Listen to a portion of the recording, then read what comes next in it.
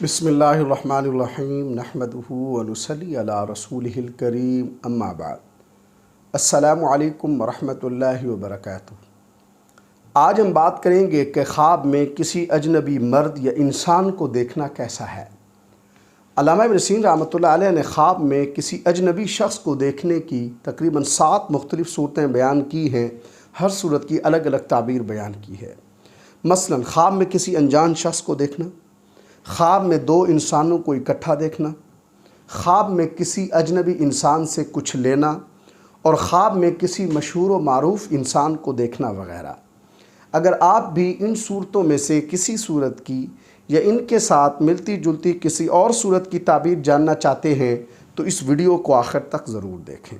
خواب میں کسی اجنبی شخص کو دیکھنا، یہ خواب اس بات کی علامت ہے کہ صاحب خواب اس اجنبی شخص کو بیداری کی حالت میں بھی دیکھے گا، اور خواب کے اندر اس اجنبی انسان کو جس حالت میں دیکھا ہے یا جس عمل میں دیکھا ہے، بیداری میں بھی اجنبی شخص وہی عمل کرتا ہوا نظر آئے گا۔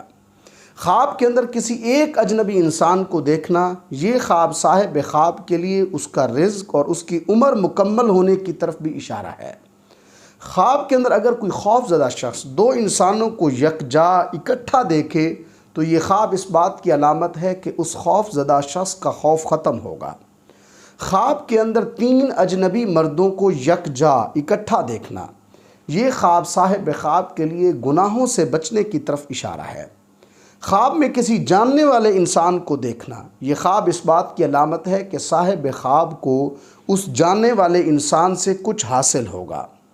خواب کے اندر کسی جاننے والے انسان سے کچھ لینا، یہ خواب اس بات کی علامت ہے کہ صاحب خواب کو اس انسان سے محبت ہوگی اور اس کی امید اس سے پوری ہوگی۔ خواب کے اندر دیکھنا کہ کسی مشہور و معروف آدمی کو کہ اس کے منصب سے اسے ہٹایا گیا ہے یا پھر وہ کسی بلند مرتبے پر فائز ہوا ہے، تو اس کی تعبیر یہ ہے کہ اگر اسے بلند مرتبے پر فائز ہوتا ہوا دیکھا ہے تو اس صورت کے اندر صاحب خواب کو خیر حاصل ہوگی، اور اگر یہ دیکھے کہ اسے اس کے منصب سے ہٹایا گیا ہے تو یہ خواب اس بات کی طرف اشارہ ہے کہ اسے شر کا سامنا کرنا پڑے گا۔